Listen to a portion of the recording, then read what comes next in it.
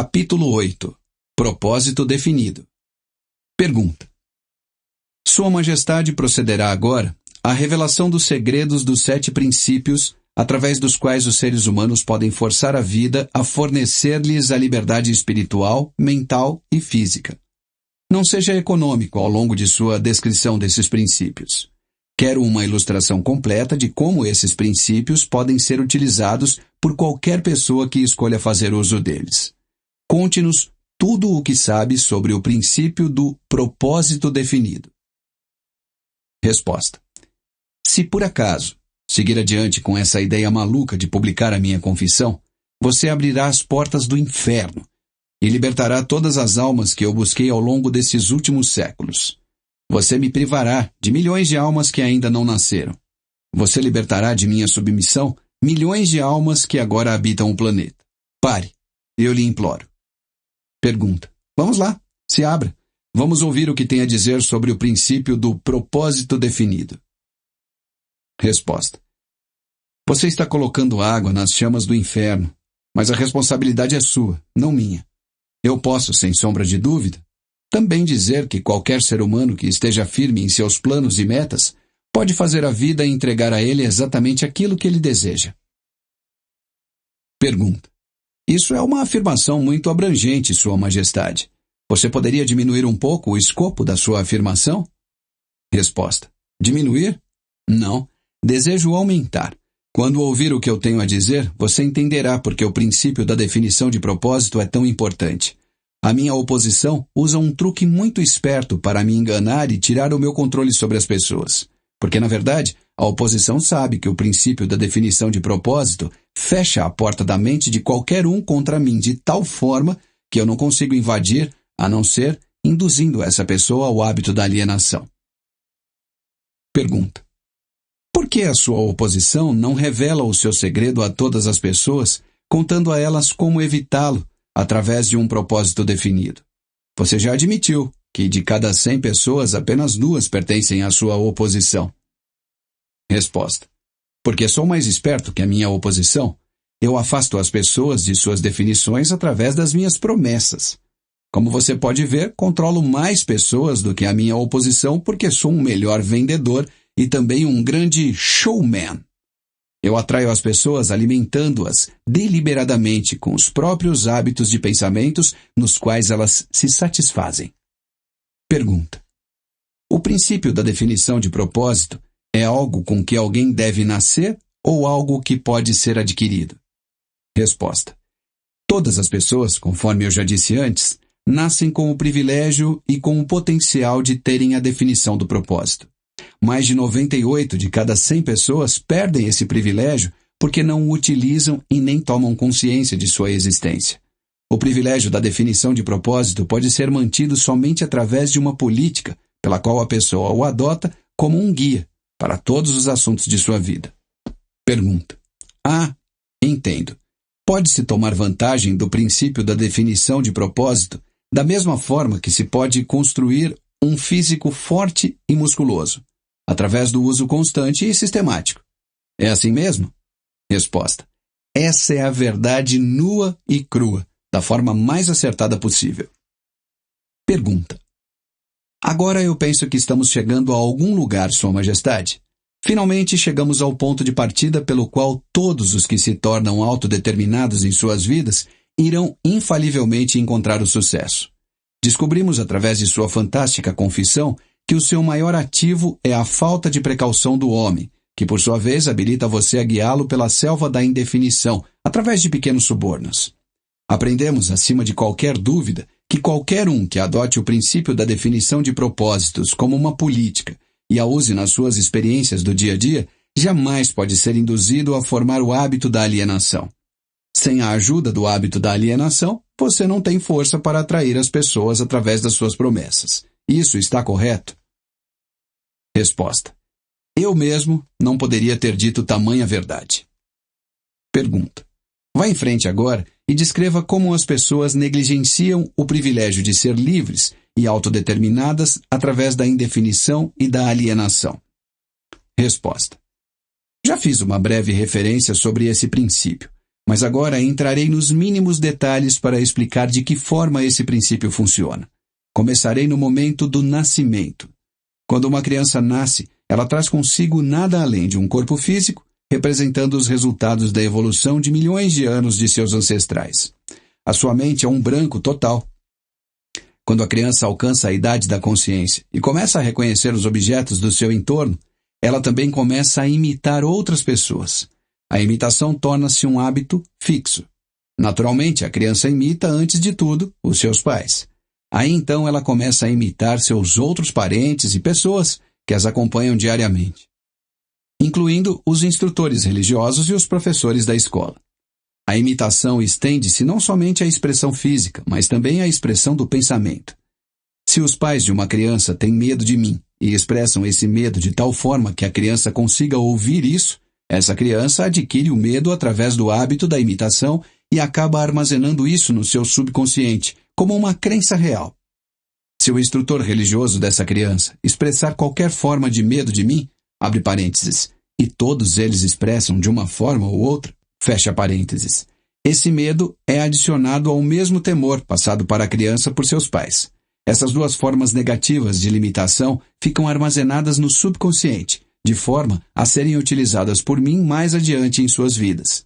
De forma similar, a criança aprende por imitação a limitar a sua força do pensamento, preenchendo a sua mente com inveja, ódio, ganância, luxúria, vingança e todos os outros impulsos negativos do pensamento, que destroem toda e qualquer possibilidade de definição de propósito. Enquanto isso, me hospedo na mente dessa criança e a induzo a alienar-se, até que eu tenha controle total sobre ela por meio do ritmo hipnótico. Pergunta: pelo que eu pude entender, de todas as suas autoafirmações, você tem que ganhar o controle das pessoas enquanto elas são muito jovens, sob pena de perder a oportunidade de controlá-las? Resposta: eu prefiro possuí-las antes que elas tomem conta de suas próprias mentes. Uma vez que uma pessoa aprenda o real poder dos seus próprios pensamentos, ela se torna positiva. E então é muito difícil que ela se submeta a mim. Na verdade, não tenho poder sobre nenhum ser humano que descubra e use o princípio da definição do propósito. Pergunta: o hábito da definição de propósitos seria uma proteção permanente contra o seu controle? Resposta: não, de certa forma não. A definição fecha a porta da mente para mim, mas ela só mantém as portas fechadas contanto que a pessoa siga o princípio de forma sistemática e permanente, fazendo dele um hábito de vida. Uma vez que a pessoa hesite, procrastine ou torne-se indefinida sobre qualquer coisa, ela está apenas a um passo de deixar essa proteção e ser envolvida por mim e pelo meu controle. Pergunta: qual a relação que existe entre a definição de propósito e as circunstâncias materiais de determinada pessoa? Eu gostaria de saber se uma pessoa pode adquirir poder através da definição de propósitos sem trazer para si o poder da destruição através da lei da compensação. Resposta: a sua questão limita as minhas ilustrações, porque há tão poucas pessoas no mundo que entendem. Existiram muito poucas pessoas no passado que entendiam como usar o princípio do propósito definido sem atrair para si mesmas as implicações negativas da lei da compensação. Aqui você está me forçando a revelar um dos meus truques mais valiosos. Estou para contar a você que, eventualmente, trago novamente para a minha causa todos aqueles que escapam de mim temporariamente, através do princípio da definição de propósito. A forma de como eu faço essas pessoas retornarem a mim é simplesmente preenchendo as mentes delas com ganância por poder e amor pela expressão egocêntrica, até o limite de o indivíduo cair no hábito da violação dos direitos dos outros. Aí, então, entro com a lei da compensação e imediatamente retomo a minha vítima. Pergunta: então eu vejo, baseado em suas próprias admissões, que o princípio da definição de propósito pode ser perigoso, proporcionalmente à possibilidade de tornar-se uma fonte de poder. Isso é uma verdade? Resposta: sim. E o que é mais importante, cada princípio do bem carrega consigo a semente de um perigo equivalente. Pergunta: é difícil de acreditar nisso. Que perigo, por exemplo, pode haver no hábito do amor à verdade? Resposta: o perigo encontra-se na palavra, entre aspas, hábito. Todos os hábitos, com exceção somente aquele do amor à definição de propósito, podem levar à alienação. O amor à verdade, a menos que ele assuma a proporção da procura definitiva por ela, pode se tornar similar a todas as outras boas intenções. E você sabe, é claro, o que faço com boas intenções. Pergunta: o amor pelos parentes também é perigoso? Resposta: o amor por qualquer coisa ou por qualquer pessoa, exceto o amor pelo propósito definido, pode ser perigoso. O amor é um estado de espírito que encobre a razão, limita a força de vontade e cega a mente para os fatos e para a verdade. Todos aqueles que se tornam autodeterminados e ganham liberdade espiritual para pensar os seus próprios pensamentos, devem examinar cuidadosamente cada emoção, mesmo aquela mais vaga relacionada ao amor. Você pode ficar surpreso em saber que o amor é uma das minhas iscas mais efetivas. Com ele trago para o hábito da alienação aqueles que não consegui atrair com nada mais. E é por isso que eu coloquei encabeçando a minha lista de subornos. Mostre-me aquilo que uma pessoa mais ama e eu terei a chave para saber como essa pessoa pode ser induzida a alienar-se até o ponto de eu fisgá-la com o ritmo hipnótico. Amor e medo, combinados, me fornecem as armas mais efetivas com as quais induzo as pessoas a se alienarem. Cada qual é tão útil quanto o outro. Ambos têm o efeito de fazer com que as pessoas negligenciem o desenvolvimento da definição no uso das suas próprias mentes. Dê-me o controle sobre os medos de uma pessoa e, adicionalmente, me conte o que ela mais ama. Com certeza, pode contar que essa pessoa será minha escrava. O amor e o medo são forças emocionais de tão estupenda potência que qualquer uma das duas tem o poder de retirar a força de vontade e o uso da razão. Sem o poder da vontade e da razão, não há nada mais que possa sustentar a definição de propósito. Pergunta: mas, Sua Majestade, não valeria a pena viver se as pessoas nunca sentissem a emoção do amor? Resposta: ah, você está tão certo quanto a sua razão, mas negligenciou ao não adicionar que o amor deve estar sob total controle da pessoa em todos os momentos. É claro, o amor é um estado de espírito completamente desejável, mas também é um paliativo que pode ser usado para limitar ou destruir a razão e a força de vontade, e ambas devem estar acima do amor em importância para todos aqueles seres humanos que desejam a liberdade e a autodeterminação. Pergunta: entendo, pelo que você diz, que as pessoas que ganham poder devem endurecer as suas emoções, controlar os seus medos e dominar o amor. Isso está correto?